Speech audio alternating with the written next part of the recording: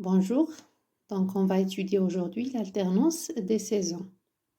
On va voir dans cette leçon comment les saisons se succèdent et pourquoi le climat varie pendant les saisons et même la durée du jour et de la nuit.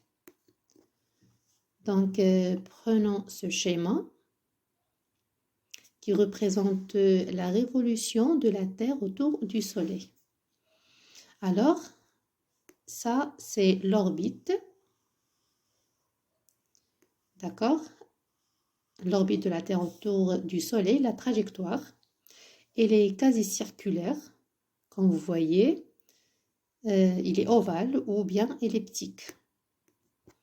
Et voici l'axe de rotation de la Terre. D'accord? Il est incliné par rapport au plan de son orbite. Et il garde toujours la même orientation, d'accord? Quelle que soit la position de la Terre. Donc, on va étudier ces quatre positions principales de la Terre en révolution autour du Soleil. On va commencer par cette position. Alors, regardez bien lequel des deux hémisphères est plus incliné vers le Soleil. Bien sûr, sachant que ça, c'est l'hémisphère nord et celui-là, c'est l'hémisphère sud. Donc, lequel est plus incliné vers le Soleil? C'est l'hémisphère nord, bien sûr. D'accord? Il est plus incliné, comme vous voyez. Étant plus incliné, il reçoit plus de chaleur. Les rayons arrivent perpendiculairement. D'accord? Et le soleil sera plus haut dans le ciel. Donc, c'est l'été. L'été dans l'hémisphère nord. Le début d'été, c'est le 21 juin. L'été, bien sûr, dans l'hémisphère nord. Et c'est le contraire dans l'hémisphère sud. Donc, il sera l'hiver dans l'hémisphère sud. Les rayons arrivent obliques, d'accord, et moins concentrés. Alors, les saisons sont inversées dans les deux hémisphères. Ça veut dire, si c'est l'été dans l'hémisphère nord, il sera l'hiver dans l'hémisphère sud, en même temps. Et le contraire est juste, bien sûr. Regardez maintenant cette position. Alors ici, c'est l'hémisphère sud qui est plus incliné vers le soleil. Donc, c'est l'été dans l'hémisphère sud et l'hiver dans l'hémisphère nord. Alors ici, le début d'hiver, c'est le 21 décembre. Donc, après l'hiver, c'est le printemps. Alors, le début du printemps est le 21 mars. Et puis, après l'été, on a l'automne. Et le début d'automne est le 21 septembre.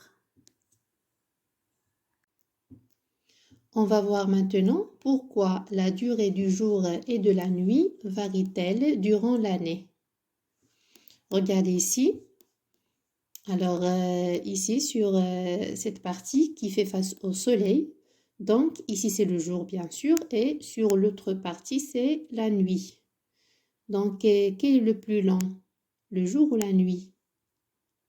Donc c'est le jour. D'accord? En observant bien le globe. C'est le jour qui est plus lent. D'accord? Et en ce moment, la durée du jour est maximum.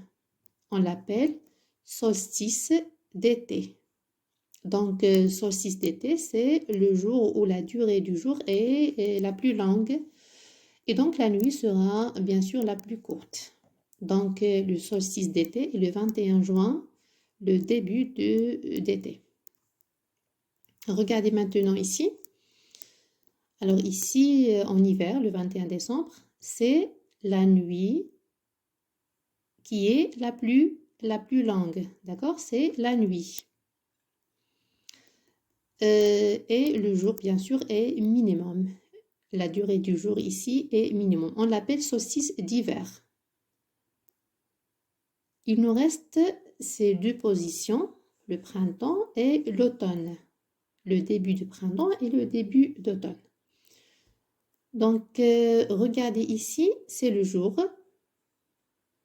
Et sur l'autre partie, bien sûr, c'est la nuit. Alors, qui est le plus long? Alors ici, ici le jour égale la nuit. La durée du jour est égale à la durée de la nuit. Car la moitié de l'hémisphère est éclairée, donc ça c'est la moitié. Et la moitié, l'autre moitié, non. Donc la durée du jour est égale à la durée de la nuit. 12 heures du jour, 12 heures de nuit. Ça on l'appelle équinoxe du printemps. D'accord? Et ici, équinoxe d'automne. Donc, équinoxe, c'est le moment où la durée du jour est égale à la durée de la nuit.